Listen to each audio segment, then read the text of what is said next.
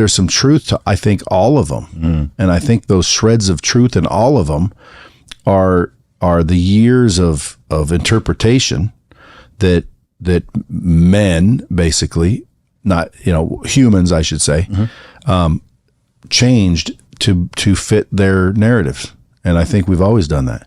So like, the number one Bible used by Christians are the King James Version. That's right. So why does he get his own version? What does that mean, version? It's just one translation. That means it's his version of the Bible. So there's the different translations. So there's... I know, but that's a version. Okay, well, why that version? Why did he get his own version? Well, he was the king. Power. Right. He was the king. So how do you trust that version? How do you know that's the version? Then you start looking at these other ones and you realize, well, that's not even what that one says. And then this chapter was omitted. And then you start realizing, well, folks, everybody's claiming they have a relationship with God. And then I always ask one question and I say, well, what's his name? And most people don't know it. And how do you have a relationship with somebody you don't even know their name? Like what if someone said, they were talking about me and they said, oh yeah, I know Brent. Me and Brent go way back. You'd be like, when you say people don't know his name, you mean as in God not being... what's God's name? Well, many would say Yahweh. That's his name. Elohim. Now, some people, again, his name was either Yahweh or Yahuwah. It depends on how you pronounce it, but he had one name. People say he had many names. No, people called him many things. He had one name, and he told it to us. That was his name. And then his son, what's his name? Jesus. No. What was his name? That was his name. Yeah. So again, everyone's calling him Jesus. Yeah. Well, that's not his name. Now, someone, that's the translation. It is not the translation. That is not the translation of his name. No, it is not. Go look. Go study. It is not the translation of his name. They made it up. Why'd they make it up? Because they were trying to get a group of people to understand, and they didn't have those sounds. And it wouldn't make sense if they used his name. So they changed his name so it would make sense to the people. Right?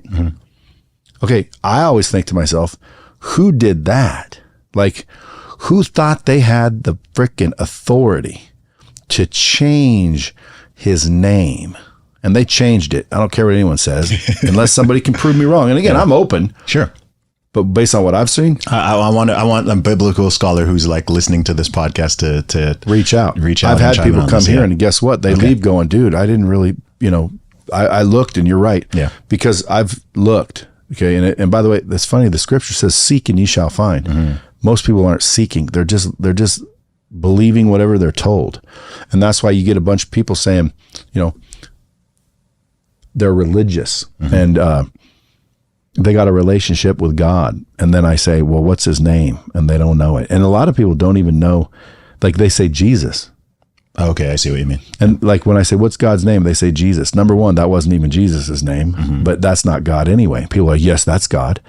Folks, in the Bible, Jesus himself says he's not God. Doesn't he? Where's that? All right, well, I'll show you as soon as we're off here. We can go do a quick Bible study. Because the thing is, even within Christianity, people have different ideas around the Trinitarian.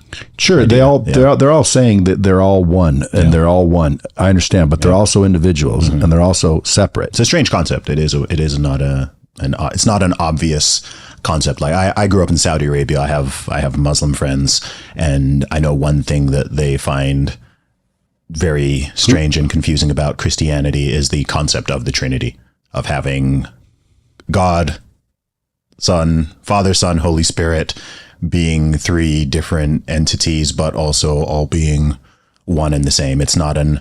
Yeah, but they can't be one and the same. And if they can, then someone needs to explain this to me. Okay. When Jesus was on the cross, and I like to call him Yahshua because his name was Yeshua. Yeah. Okay. And I went to look at an Aramaic movie called Passions of the Christ. They spoke supposedly I watched it again a few days ago. Yeah. Okay. And if you listen to you listen to them call his name in that movie, they were saying Yeshua. So when Yeshua was on the cross, he looked up supposedly and asked something. What do you think he asked? Was that when... Not forgive them, for they know not what they do. He asked, why hast thou forsaken me? Why is who? My Father. Yeah. Why hast thou forsaken me? Why have you forsaken me? Let's say it in like today's language. Eli, Eli, lama sabachthani. Yeah, but something. back then they might have said that. What did he mean by that? My understanding of it is, Father, why do I have to be the bearer of this? Why have you given me up to the world in such a way? Okay, so let's pretend that happened. Okay. Do you believe that happened? I do believe that happened. Okay, who is he talking to? Himself? God. Was he talking to himself? He's talking to God, his Father. So someone different than him? Yes, but... Bob. No, there's no but. Yeah. Yes. Someone different than him. Why? Because if you already are you don't need to ask yourself, why is this happening? You already know why it's happening. We're all the same. We're one. Your brain is my brain. Your knowledge is my knowledge. We're all one. I know what you know what I know. We don't ask each other questions. We do ask ourselves questions. You don't ask each other questions, and you don't look up and say, why have you done this? You don't. Now, again, if someone can tell me why that makes sense, then I'll be happy to open my mind. But to me, it makes more sense that they're separate. It doesn't make them any less of things. Like, it doesn't make them less. God, and that's Yahweh or Yahuwah, and Yeshua, which, by the way, makes perfect sense when those are their names. It doesn't make sense if their names are God and Jesus. If you look at some of the scripture, it'll say my name's in his, and those names are almost the same. But anyway, that makes sense that they're separate. I understand that. And by the way, perspective. They say, when Jesus was born, it took him 33 years to become, written about. So where was he at 5? Was he a little God at 5? Why wasn't he healing people from day one? As a child? Well, if he was God at 33, he was God at 5. He was God his whole life. Why? He became God? What happened? No, he was chosen, wasn't he? I thought he was. That's what the scripture says. Well, it says he was chosen. The idea is that he was born as the Son of God through the Immaculate Conception. Okay, so then from day one, he was the Son of God. Yes. So how come he didn't hear nothing for 33 years? Well, I mean, he had a life. Well, what kind of life? Normal life? Was he healing people? Why was he healing why people? was his child as a child? Yeah. As far as I'm aware, no. I don't believe that's documented. Does that make any sense? He had to turn into somebody powerful. It does make sense. He was born somebody powerful. Although, have you heard about the blood that they found? Which one? No, tell me about this. Well, they found blood. Okay. Wherever supposedly the crosses were, in the cracks of the ground, they found blood. And so they tested the blood, and the blood, crazy enough, and this, you can Google this, is still alive. Now, most dried blood is dead. This dried blood still was alive. This is a recent discovery? Fairly. Okay. But it's still alive. And then they checked its chromosomes, and it had 24 chromosomes. Instead of 23. Well, we have 46. 23 from our mom, 23 from our dad. It had 24, 23 from his mom, and 1 from his dad. So he had 1. Okay, you need to send me a link to this, because I haven't heard. It kind of gives me the chills, like, dang, because I'm not looking to disprove anything. I'm looking to prove some things. Now, I also rely on faith. So if someone came up with a gun and said, "Pick your faith, son, pick your faith," I'm going with Jesus. That's the best one I've heard so far. But at the end of the day, how do I know? Yeah. How does anybody know?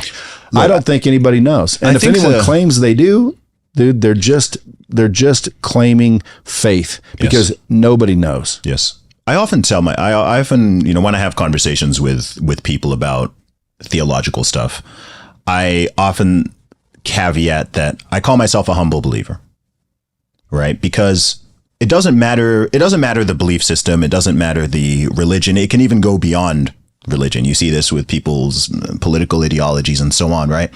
Where there is zero humility. People are afraid of humility.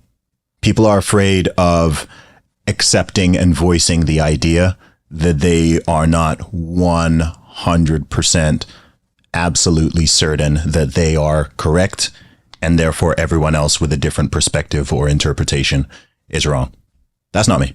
I can say, look, this is my faith. This is what I believe. This is what I believe to be true. This is how I interpret this thing. This is how I interpret that thing. I'm also like, I could be wrong.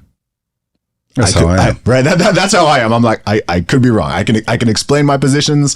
If I get challenged on certain things and I haven't gone and researched it, I'm like, okay, I don't know about that one. Let me look into that and come back. You know, when I read through the Bible, I'm like, man, I have questions, right? There's certain paragraphs in there. I'm like, that's odd. Like, what's that about? At least in my modern context, this seems very strange and weird, and I don't really understand it, and people interpret these things differently. But I think all these conversations and dialogues would just be so much better if there was a grain of humility that people had, whatever perspective they're coming from. They're like, look, this is what I think, this is what I believe, this is what I understand, but I don't know 100%. I feel the same way with people who talk about the Big Bang and evolution and this and this and that. I mean, haven't they just said that the universe is now 13 billion years older than they thought it was up until 2023, right? And I'm like, okay, but someone else will have that. And I'm like, okay, so you're criticizing me for having faith, and they've just told you, they've just added 13 billion years to the thing that you've been telling me is like hard fact. And you're still going off this idea that you're just choosing what to believe. It's true. You know, I find that funny when someone's, telling me, I'm like, okay, well, you tell me how everything came to be without birds. There was this primordial ooze floating around there, and there was a giant explosion, and then this, and this is when it happened. And I'm like, wait, we don't know what's at the bottom of the ocean, but you absolutely know what happened 13 billion years ago, and the chain that now led to everything we have now. They don't have the chain. I'm like, I don't see how that's not. Yeah, like they don't have the chain. If they can show me the chain of an elephant and a tiger and a giraffe and a rhinoceros and a butterfly. Yeah. I want to see what was all those originally. Mm-hmm. And when did one morph into the next? Mm-hmm. Because when they believe in evolution, I always say, show me evolution. They'll talk about how a moth that was black and it landed on the white sycamore trees, and then they'd get picked off, so they evolved into white moths. Microevolution. That's called adapting. Mm-hmm. They adapted to their environment. That's not evolving. To me, evolving is changing. So if you were a moth and you fucking evolved into a bird, okay, that's evolution. Like, holy shit, what just happened there? I haven't seen any factual evolution. It's always adaptation. Yeah. It's, this bird turned into another kind of bird. It's still a bird. It's still a bird. Okay. Show me a human that turned into a dog. Show me a dog that turned into a human. Show me a freaking ape that turned into a human. And if that's the truth, then where are the ones right in the middle now? Yeah. Because, dude, we didn't all just evolve at the same time, did we? They're extinct. That's what people would say. Look, I just think I think we as human, I think there's so much stuff. I mean, especially if you go into the origins of the universe and our species and everything, it's bizarre to me. And also from that lens, I'm also like, well, where did the life come from? Listen, if we all started living underneath the ground where there was no light, we would all start being born blind. Yes. And pretty soon we would adapt. We would adapt to the darkness. Mm-hmm. That's adaptation. That's not evolution. Mm-hmm. And then 100 years from now, when we don't have eyes that function, or maybe 1,000 years or however long it took for eventually nature to say, well, we don't need eyes anymore. Mm-hmm. That's adaptation, but we're still humans.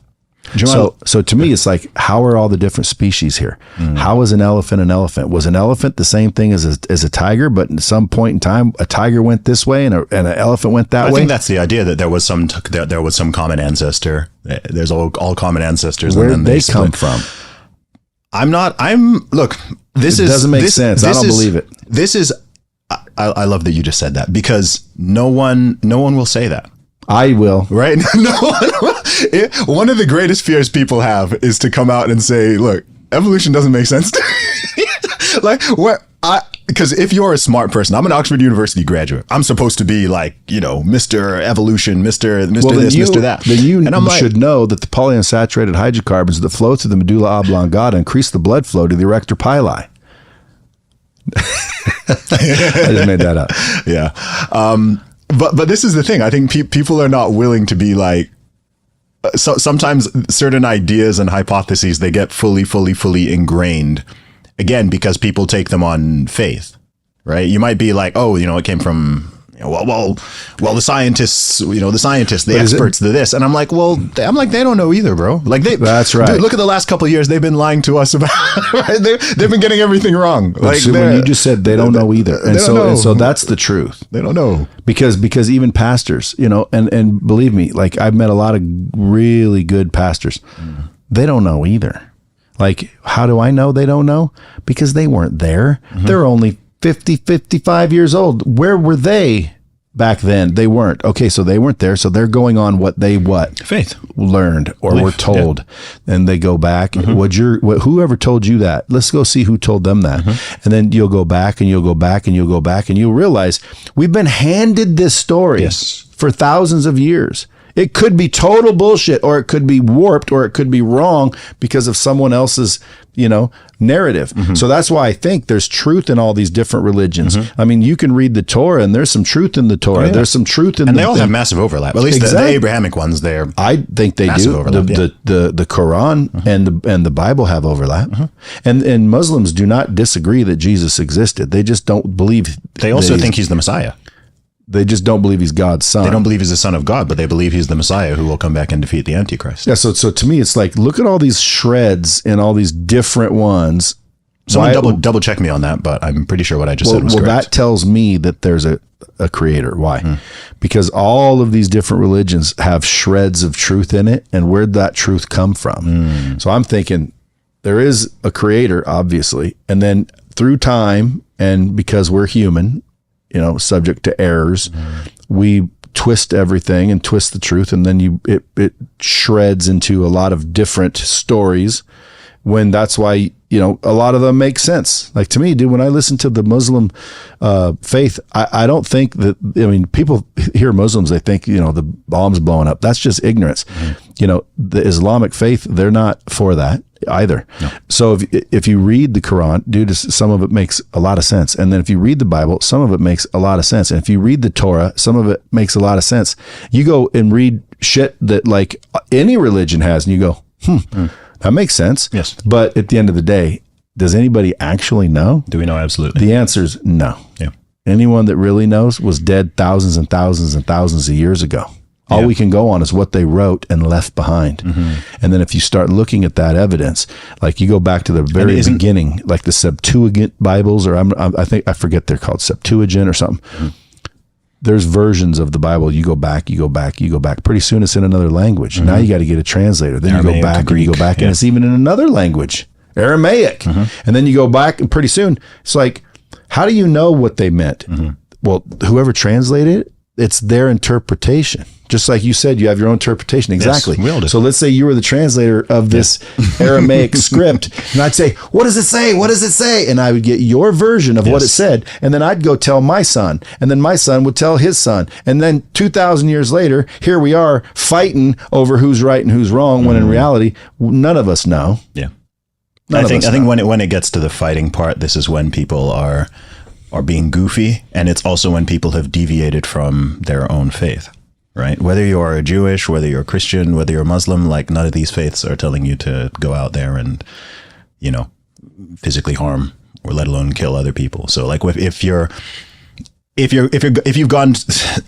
people have gotten so lost in the theological sauce that they're mistreating and being nasty towards people and going out and hurting and maiming and being terrorists or whatever it is, I'm like, man, you've missed the ultimate point.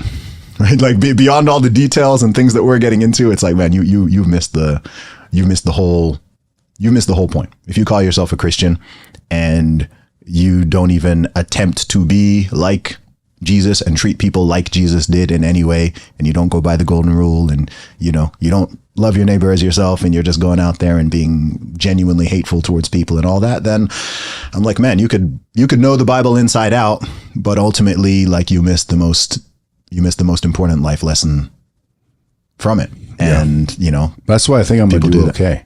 Yeah. Because I'm angelic. That's generally what I've gathered from this podcast.